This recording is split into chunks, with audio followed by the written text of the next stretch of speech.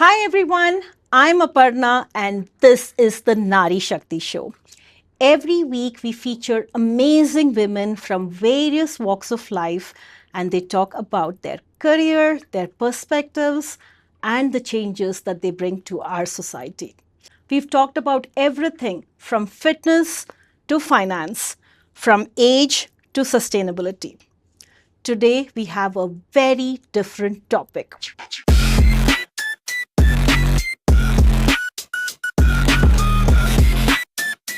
Today, we're going to talk about retail spaces, and I have someone who's disrupting the space. For everyone who's familiar with Bangalore, you know how iconic of a landmark Safina Plaza is. Today, I have the absolute privilege of having with us Zohra Sait, who's the creative director and founder of Utori Spaces. She's an absolute change maker who goes beyond blueprint and is disrupting the space of retail. She's also the brain behind Thrift Tribe, where she's making sustainable fashion and pre-loved gear the absolute flex. A very, very warm welcome. Thank you for having me here. It's a pleasure. As I walked in today, so actually I'm very, very familiar with Safina Plaza. My sister and I, we love to shop. We are shopaholics. So even before we shopped, even before we started show with them, we used to come to Commercial Street quite a bit. And whenever we would go to Commercial Street, we would stop by Safina Plaza because it has so much here, from beautiful Ajrak saris to quilts to beautiful chicken curry, perfumes, everything. Your family does massive permanent landmarks and you are into fluid retail spaces, something diametrically opposite. So, what got you into it? So, fluid isn't dead, but for its own sake, it probably is. I didn't choose to go fluid to rebel. I choose to go fluid because that's where the magic is. With the D2C landscape completely changing, discovery is no longer happening online. People are looking for digital experiences. They're looking for offline activations where they can take a piece of the brand home, the ethos and the values of the brand back home. And I think that's where the synergy aligns with us the most. So, saying pop-ups help brands understand their customer psychology, their customer profile, the way they interact with their brand. And I think that's intentional more than anything else. And I think that really goes a long way around building your loyal customer base and building your fan base. Lovely. For those of us who are not really familiar with what fluid retail spaces are, if you could just define it. So, fluid retail spaces essentially means the ability to even out the playing ground for all players in the game without a heavy capex, without a heavy lock-in, without a heavy infrastructure burden. So we have brands that we work with on a rotational basis, on a 3-month, 6-month, 1-week program. So they get to come test the market and understand their customer psychology before they further develop their product and launch it. Right. So it's a short method to understand your customer before expanding. Sure. So if somebody wants to set up a retail space in a particular, maybe in the city of Bangalore, but they don't want to invest in capex yet, this is a great way to start. Yes, Test the that's market. exactly what we did. We worked with a D2C homegrown brand called Niche Hair. I'm not sure if you've heard of them, but they are Bombay based and they have stores all across India. They were trying to figure out whether they wanted to build a store in Bangalore. And right before they did that, they kind of wanted to understand the pulse of the market, the customer psychology, the response. And so they kind of joined hand with us to do a 2-day pop-up. And once that was successfully seen through, then they ended up opening a shop on Devel Road. So Lovely. that's Gives the them kind the of middle perfect ground that I'm trying to catch the people in. Lovely. It gives them the perfect foothold Yes. before they get there. Lovely. Yes. What made you actually bring this concept and change how people, see retail spaces? So for years we've been in this business, and I think something that's been really important to us at Safina Plaza and the whole Safina group has been building community. And the whole idea behind that is bringing like-minded people together, whether it's shoppers, it's brands, it's communities, it's creators. And when I got exposure when I was studying abroad, I came back with this fresh idea of wanting to disrupt the retail space with a third space. And when I say that, I mean a space where for brands, creators, and communities all to come together and engage in an offline format, because that's the world we live in a post-COVID world. We live in a really digitized, sensitive world. And we wanted to bring offline experiences to people. And that's what Utori Spaces is all about. It's a one-stop shop. Whether you're a brand, you're a creator, or you're a community, it's a space for you to come, mingle with like-minded people, interact, and leave a long-lasting impact on them. Okay. Was there resistance from family when you actually presented or came up with this idea? Absolutely not. I've been blessed with support all round. And I think my family received this idea very well. But more than anything else, I think they added to the idea and they helped me bring it to fruition with their own perspective and their own little key insights. And I think that's something that I've really been grateful for throughout. Okay. So you studied marketing and advertising abroad. What really made you come back, and how much value did you actually see in the education that you had abroad? So, quite honestly speaking, I didn't want to come back. I didn't have any plans of coming back. I wanted to work there for about a year or two, but then unfortunately, COVID happened and I came back overnight. And to be quite honest, it took me some time to get my bearings right and process and kind of digest the fact that this is what my life is going to look like. But there was no looking back from there. I chose to start working with my dad and with my family, and he completely sold me on the vision.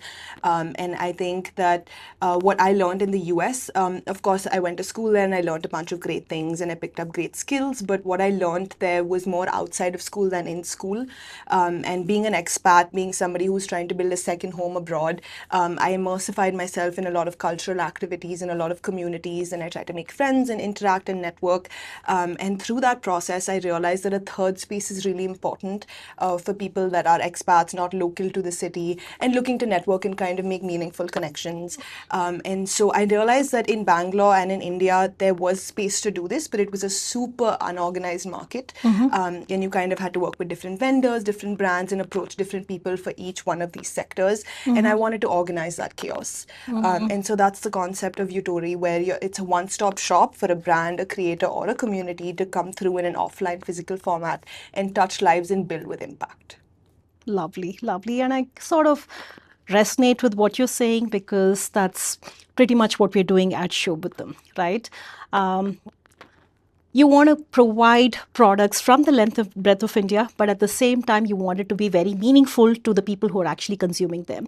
So in our case, when it is saris, people cannot just consume a sari, right? It has to have the right fall, piku, tassels. It has to have the blouse. So it's all about the complete experience.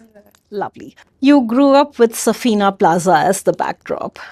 Besides the business mechanics, what's that unspoken value that you learned that really drives, how you treat customers today?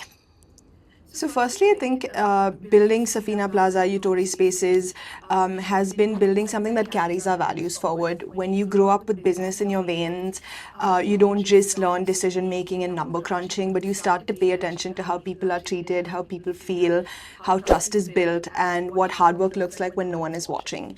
And Utori Spaces has a lot of that in it, whether it's conversations from our dinner table to conversations around integrity, honesty, showing up for people. It also has a lot of conversations around how I was given the ability to think differently, stretch beyond my imagination, and create something of my own. And that, I think, has been my biggest leveraging feature, where I get to kind of build something that's part of my family business, but within my own niche. And Utori has been built exactly that way, with a lot of intention, with a lot of heart, with a lot of purpose, but most importantly for impact. And it's been built with the people closest to me. So I think that's been like a great learning lesson. Lovely. I love the two things that you mentioned. One is building trust. It's not easy to build trust. And second, working hard when no one's watching. Yes. Yeah, so it's all self-inspiration. Yes. Yes. Thrift products are in, but then there are skeptics too, right? There is the sustainability angle to it. But how do you convince the skeptics that this is luxury, this is premium? So pre-loved in itself, the word in itself says a lot, right? Like it is basically telling you that this product has had a life cycle before, and now you're a part of the story. So I think the storytelling aspect really goes a long way, especially in my generation, Gen Z, millennial. People want to wear something that has a story. And that storytelling aspect goes a really long way because that's what makes each individual unique in terms of the way they're styling it, in terms of the way they're wearing it. But most importantly, at Thrift Tribe, I think we're trying to go from secondhand shopping to a first choice experience where you're not just compromising on quality or fashion or anything, you're being a discerning customer. And so shifting that psychology has been quite a bit of a task for us, but we think that'll go a really long way in terms of building a loyal customer base. And also in terms of fashion, right? Fashion is circular, it repeats itself every few years. So fashion has always been about curation. It's not about newness. As I was saying earlier, whether it's a vintage Kanjivaram sari or it's a vintage Chanel bag, you know that right off the rack it has more value and it's more precious than anything else on the rack. And we are trying to, at Thrift Tribe, move the psychology from second hand to first choice, where you are not just being more conscious and aware, but you're being a discerning customer. And at the Thrift Tribe, we do that in a bunch of different ways, whether it's the way we style the product, whether it's the way we photograph it, the kind of influencers that we work with, the positioning that we have. We try to sell an aspirational story with it. And that really resonates a lot with the younger audience because everybody wants to be a part of a story. You're very, very true about the storytelling tribe part, because especially with the Gen Zs, they really want to know what goes behind a product rather than look at it superficially. Okay. So what kind of products do you actually carry? So we have everything, right? From garments, women's garments, men's garments, accessories, shoes, bags, pretty much everything. Okay, so since starting, do you see a lot more traction now? So initially we started in COVID. It started as a bedroom startup, if I may call it that, because I was purely bored and wanted to contribute to the society and give something back while also keeping myself and my family safe. So it was just a random idea that I had in the night with my cousin. And while it's grown, I think it's been about 3.5 to 4 years now. I will say that customer psychology is evolving a little bit because you already see it happening in the West, and people have so much exposure to the internet and all this content that's going around. But most importantly, the way that we position it, whether it's in terms of influencers or creators that we work with, we sell a larger than life story that people want to be a part of. And slowly that traction around that story has started building. And so I think that wave is here to stay. I agree. I agree. So tell me, as a woman in this industry, what is the biggest challenge that you see and how did you overcome that? I think the biggest challenge, especially as a woman in a family-led business, is that no one takes you seriously. And people just think you have liberty, you have ideas, you have a platform, you have privilege, and so you're kind of just walking into the room and dictating terms. But nobody really sees the big gap you have to fill, the big shoes that you have to fill, and the pressure that comes with that. But behind the scenes, there's a lot that goes on that front. Very true. And I think I have been blessed with great support from my whole extensive family. And I think that's something that really, really goes a long way, because internally, if you don't have that support, then you try to venture out and get it. But I think for me personally, I've had that support within in-house. And whether it's been my dad or my granddad or my brother, they've always encouraged me to go that extra mile. And I think something that I want to say here is process over perfection. I think a lot of my time was spent into perfecting the service that I'm getting into and perfecting Utori Spaces. But I think a really valuable lesson that my dad taught me was just to get started. Like, to get started and put yourself out there, and you'll interact with brands, you'll interact with communities, you'll interact with individuals that will have so many important insights that will come back to you, and you can build further up from there. So don't be afraid to build out in the open in front of everyone. Be open to critical feedback and criticism, and take that back and incorporate and feed it back into your business. Lovely. Lovely to hear that you have so much family backing. But what would be your message to someone who doesn't have that, who doesn't have that family support, who doesn't have that, safety net? How does she get her foot out the door? Okay, so I want to be honest, I kind of had a backing, but not fully a backing, which I think really helped me go a long way, because it didn't help me be comfortable in my own shoes, still helped me venture out and put myself out there. But I think founders that acknowledge whether or not they've had that backing or not are more credible than not. But here's what I've seen work with or without your background. Number one is build community first and not capital first. Build your brand ambassadors, build your community, build your loyal customer base, and then your work will speak for itself. Two is your network is your net worth. Really put yourself out there, make yourself uncomfortable, stay curious, and see what you can bring to the table before asking others what they can give you. And lastly, I would say is use your shortcomings or use your constraints as creative fuel. If you don't necessarily have a legacy name to back, you can make faster decisions, quicker decisions that established players cannot do. So really double up on that and make the most of it. Yeah, there are pros and cons to everything, right? Okay.